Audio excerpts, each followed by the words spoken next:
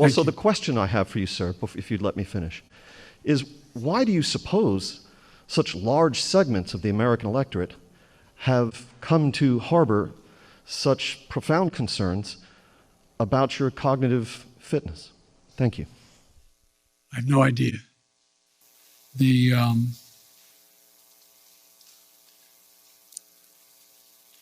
motives of some of the political players and some of the political parties. And I think that the idea that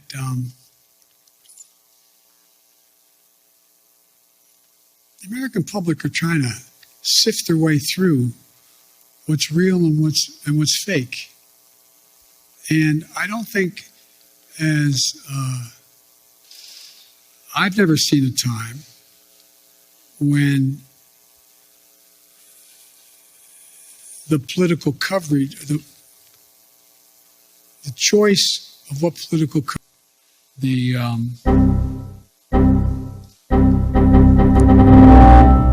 All right, guys, so if you wasn't aware, Sleepy Joe actually held a press conference yesterday.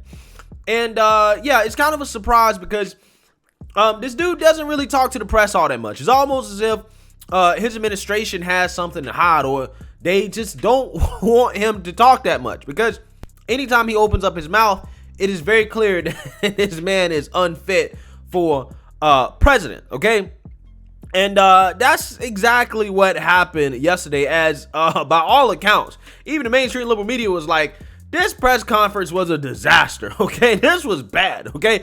We're already seeing the cleanup. I'm already seeing in my text exchanges with people around the president, cleanup on aisle State Department going on right now. This might go down as one of the worst press conferences that we've ever seen from a president of the United States.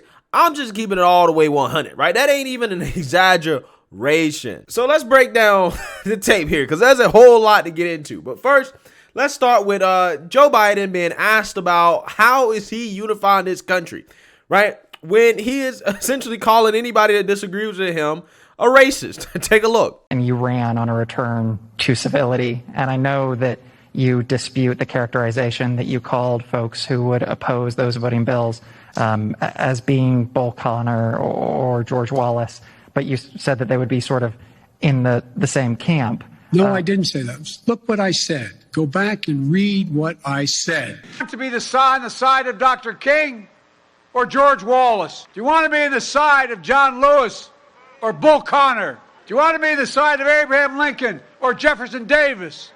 And tell me if you think I called anyone who voted on the side of the position taken by Bull Connor that they were Bull Connor. And that is an interesting reading of English. I assume you got into journalism because you like to write. So did you expect that would work with Senators Manchin or Sinema? No, here's the thing. There's certain things that are so consequential. You have to speak from your heart as well as your head. I was speaking out forcefully on what I think to be at stake. That's what it is. And by the way, no one forgets who was on the side of King or Bull Connor.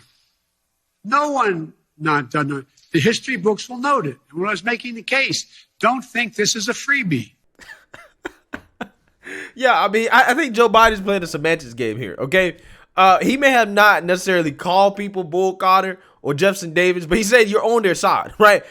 You're just like them, right? If you don't agree with them, okay? If you don't agree with them and their voting bill, right? Their federalized elections bill, you're on the side of Jefferson Davis, right? You're on the side of the Confederacy, according to Joe Biden.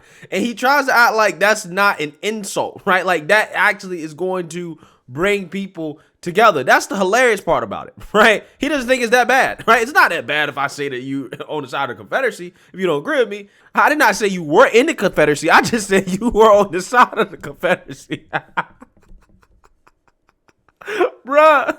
I can't. And speaking of voting rights, Joe Biden was asked a very interesting question, and I love the fact he was asked this question about whether or not he believes the upcoming 2022 elections will be fair and legitimate if his voting rights bills don't pass. Speaking of voting rights legislation, if this isn't passed, do you still believe the upcoming election will be fairly conducted and its results will be legitimate?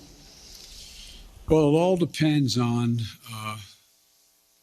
whether or not we're able to make the case to the American people that some of this is being set up to try to alter the outcome of the election. And it's one thing, look, maybe I'm just being too much of an optimist. Remember how we thought not that many people were going to show up to vote in the middle of a pandemic? We had the highest voter turnout in the history of the United States of America. Well, I think if, in fact, no matter how hard they make it for minorities to vote, I think you're going to see them willing to stand in line and defy the attempt to keep them from being able to vote. I think you're going to see the people who try to keep from being able to show up, showing up and making the sacrifice that needs to be made in order to change the law back to what it should be. But it's going to be difficult. I make no bones about that. It's going to be difficult. Bro, this man was asked, do you think that the 2022 midterm elections will be legitimate and fair if your voting rights bills don't pass? And this man said, it depends, right? It depends. As if he's basically saying like, yeah, there's a possibility that, these upcoming elections won't be fair and legitimate, right? And I got a gut feeling that determination will be based on whether or not the Democrats win. Okay, if the Democrats win, it was fair. If the Democrats lose, then it wasn't fair. That's literally what they're going to say. And I've been telling you guys this for the longest time, that's literally what's about to happen, okay? I've been telling you, Joe Biden is telling you too. That's what they think. And it's funny because they have no shame in doing this, even though they spent literally the last year and a half railing against Trump for the exact same thing that they're doing right now, okay? Which is questioning the legitimacy of our elections, right? We were told that if you do that, then you're an insurrectionist. But see, the way it works is that, it's okay if the Democrats do it, right? Because I tell you guys, they have no problems questioning the election because look at the false claims they made in 2016. They said that Trump was working with Putin, colluding with Putin, right? With no real evidence, okay? And that Trump was not a legitimate president, okay? I mean, you got people still going on TV saying that today, right? That's what they believe, okay? So they have no problems with it. And apparently, if you say this stuff before the election, then it's okay. But if you say it after the election, then you're an insurrectionist, okay? Even though they told us for the last year that it is not okay to say stuff like this. But like I told you guys, the whole thing with this whole voter suppression thing is them literally setting themselves up to say, we lost in 2022 and we lost in 2024 because the Republicans suppressed the vote, right? They kept black people from voting and so-called minorities. That's why we lost, okay? Making the same exact claims that they claim that they're against. Moving on here, Biden covered basically everything in his press conference, right? Including foreign policy. As you guys may or may not know, we may or may not be at the brink of going to war with Russia over Ukraine, as it seems like Vladimir Putin is willing to do some things under Biden that he was not willing to do under Trump, despite the mainstream liberal media saying that Trump is Russia's puppet, okay? As it looks like Vladimir Putin is preparing to invade Ukraine, which may or may not drag us into a hot war with them. And I want you guys to take a look at Joe Biden's response in his press conference to what is going on in Ukraine and what we may or may not do, depending on what Russia does. Russia will be held accountable if it invades, and it depends on what it does. It's one thing if it's a minor incursion and then we end up having a fight about what to do and not do, etc. But if they actually do what they're capable of doing with the force amassed on the border, it is going to be a disaster for Russia. My guess is he will move in. He has to do something.